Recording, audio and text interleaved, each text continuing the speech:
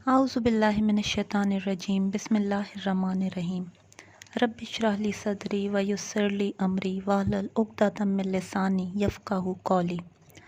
अस्सलामु अलैकुम वरहमतुल्लाहि वबरकातुहू। दोस्तों, माह शाबान इस्लामी साल का 8वां महीना है जो कि रजब और रमज़ान के दरमियान में आता है।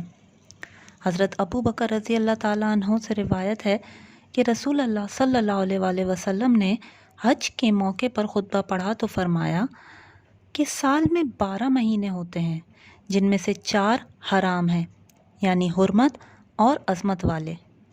इनमें से 3 पै दर पै हैं, यानी ज़ीक़द, ज़िलहज्जा और मुहर्रम। चौथा महीना रजब है जो कि जमादुस्सानी और शाबान के दरमियान है।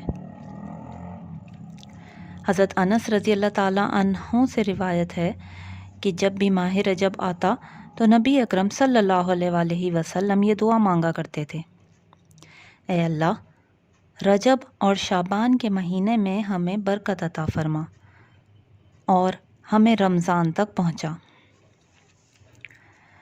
यानी अल्लाह ताला हमें तौफीक दे कि हम इस माह में यानी रजब और शाबान के महीनों में अल्लाह ताला की ज़्यादा से ज़्यादा इबादत करें और साथ साथ अल्लाह ताला से ये भी दुआ करें कि वो हमें जिस्मानी और रूहानी तौर पर इस काबिल रखे कि हम माह रमज़ान को पूरी तरह हासिल कर सकें और रोज़ा, नमाज और तरावी का मुकम्मल एहतमाम भी कर सकें। आमीन। दोस्तों, माह शाबान अपनी फ़जीलत के साथ साथ तारीख़ी एतबार से भी बहुत अहमियत का हामिल है। इस माह में रोनुमा होने वाले अक्सर वाक़यात ऐसे हैं जिनकी तरफ आम तौर पर हम मुतवज्जा ही नहीं होते, जैसा कि माह रमज़ान के रोज़ों की फ़र्ज़ियत। जी हाँ, नबी अकरम सल्लल्लाहु अलैहि वसल्लम मक्का मुकर्रमा से हिजरत करके मदीना तशरीफ़ लाए तो हिजरत के दूसरे साल शाबान की 10 तारीख़ को अल्लाह ताला ने मुसलमानों पर रोज़े फ़र्ज़ किए। माह रमज़ान के बाद हम ईद उल फ़ितर मनाते हैं और इस ईद पर हम ज़कातुल फ़ितर भी अदा करते हैं, जिसको आम ज़बान में फ़ितराना कहा जाता है। तो ये ज़कातुल फ़ितर या फ़ितराना के मुतालिक अहकामात भी अल्लाह ताला ने माह शाबान में ही नाजिल किए। इसके बाद हम बात करेंगे तब्दीली क़िबला की। सूरह बकरा में अल्लाह ताला का इरशाद है, सो हम आप सल्लल्लाहु अलैहि वसल्लम को इस क़िबले की तरफ फेर देंगे जिसे आप पसंद करते हैं, बस अब अपना मुंह मस्जिद हराम की तरफ फेर लीजिए। आयत 144। दोस्तों, मक्का मुकर्रमा से हिजरत के तकरीबन 16 से 17 माह बाद तब्दीली क़िबला का वाक़या पेश आया। कुछ रिवायात के मुताबिक रजब और बाज़ रिवायात के एतबार से माह शाबान में ये वाक़या पेश आया। उस वक्त नबी पाक सल्लल्लाहु अलैहि वसल्लम नमाज ज़ोहर की इमामत एक मस्जिद में फरमा रहे थे। दौरान नमाज अल्लाह ताला ने आप सल्लल्लाहु अलैहि वसल्लम को अपना रुख बैतुल मुक़द्दस से काबतुल्लाह की तरफ फेरने के अहकामात नाज़िल फरमाए और न सिर्फ आप बल्कि आप सल्लल्लाहु अलैहि वसल्लम के पीछे खड़ी पूरी जमात ने नमाज के दौरान अपना रुख खाना काबा की तरफ फेर लिया। इस वाक़ये के मुकम्मल अहकामात या तफसील सूरह बकरा की आयत 144 ता 147 में मौजूद हैं। तब्दीली काबा का या तब्दीली क़िबला का वाक़या जिस मस्जिद में पेश आया उसे आज हम मस्जिद क़िबलतैन यानी एक से ज़ायद क़िबले वाली मस्जिद के नाम से जानते हैं। अल्लाह ताला से दुआ है कि वो हम सब को ज़ियारत मदीना नसीब फरमाए और साथ साथ मस्जिद क़िबलतैन में जाने और नमाज अदा करने की सआदत भी अता करें। आमीन। इसके अलावा दोस्तों, माह शाबान में बहुत सी अजीम हस्तियों की पैदाइश भी हुई है। सबसे पहले हम जिक्र करेंगे पैदाइश हज़रत ज़ैनब रज़ी अल्लाह ताला अन्हा का। हज़रत ज़ैनब जो कि हज़रत अली रज़ी अल्लाह ताला अन्हु की बेटी हैं, माह शाबान की 1 तारीख़ को इस दुनिया में तशरीफ़ लाईं। 2 शाबान हज़रत नौमान बिन साबित रज़ी अल्लाह ताला अन्हा का यौम पैदाइश है। हज़रत नौमान को हम امام ابو حنیفہ رضی اللہ تعالیٰ عنہ کے نام سے بھی پہچانتے ہیں۔ 3 شعبان حضرت علی رضی اللہ تعالیٰ عنہ کے بیٹے حضرت امام حسین رضی اللہ تعالیٰ عنہ کی پیدائش کا دن ہے۔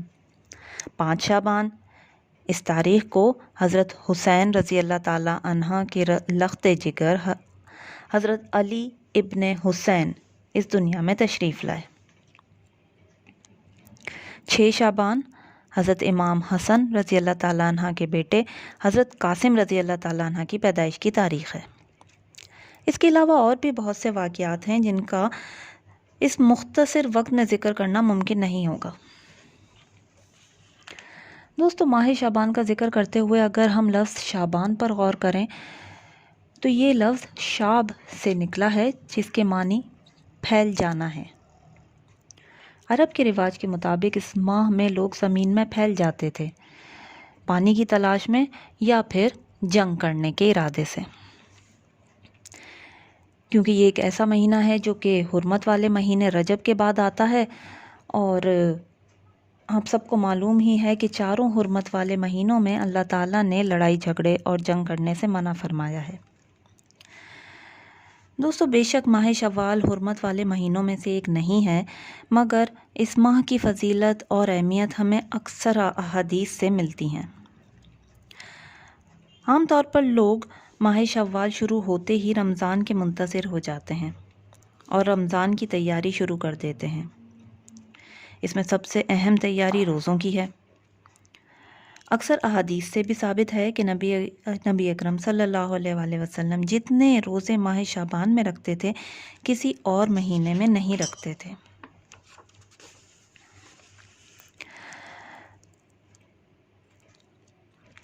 ام المومنین حضرت عائشہ رضی اللہ تعالیٰ عنہ فرماتی ہیں کہ رسول اللہ صلی اللہ علیہ وآلہ وسلم روزے رکھتے، یہاں تک کہ ہم کہتے کہ آپ افطار نہیں کریں گے، یعنی روزے نہیں چھوڑیں گے، اور جب آپ صلی اللہ علیہ وآلہ وسلم افطار کرتے تو ہم کہتے کہ آپ روزے نہیں رکھیں گے۔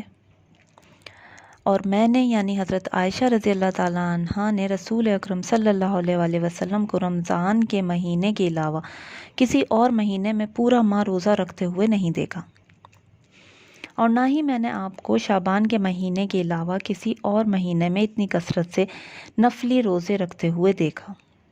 یعنی نبی پاک صلی اللہ علیہ وآلہ وسلم شعبان میں کثرت سے روزے رکھا کرتے تھے۔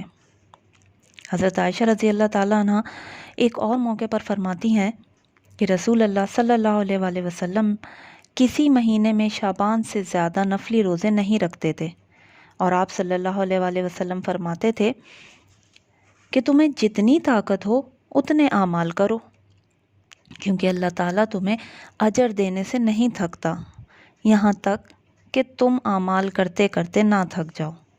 اور آپ صلی اللہ علیہ وآلہ وسلم فرماتے تھے کہ اللہ کے نزدیک اعمال میں سب سے زیادہ پسندیدہ وہ عمل ہے جو ہمیشہ کیا جائے، چاہے وہ کم ہو۔ دوستو، اس کا مطلب ہے کہ ہم ماہ شعبان میں زیادہ سے زیادہ روزے رکھنے کی کوشش کریں، جس سے نہ صرف ہم سنت نبوی صلی اللہ علیہ وآلہ وسلم کی پیروی کرتے ہوئے اللہ تعالیٰ کی خوشنودی بھی حاصل کر سکیں گے، بلکہ ماہ رمضان کے روزوں کی پریکٹس بھی کر لیں گے۔ دوستو، ماہ شعبان میں اللہ تعالیٰ نے مسلمانوں کو ایک عظیم رات بھی عطا کی ہے، جس کی اہمیت اور فضیلت میں انشاءاللہ اپنی اگلی ویڈیو میں آپ کے ساتھ شیئر کروں گی۔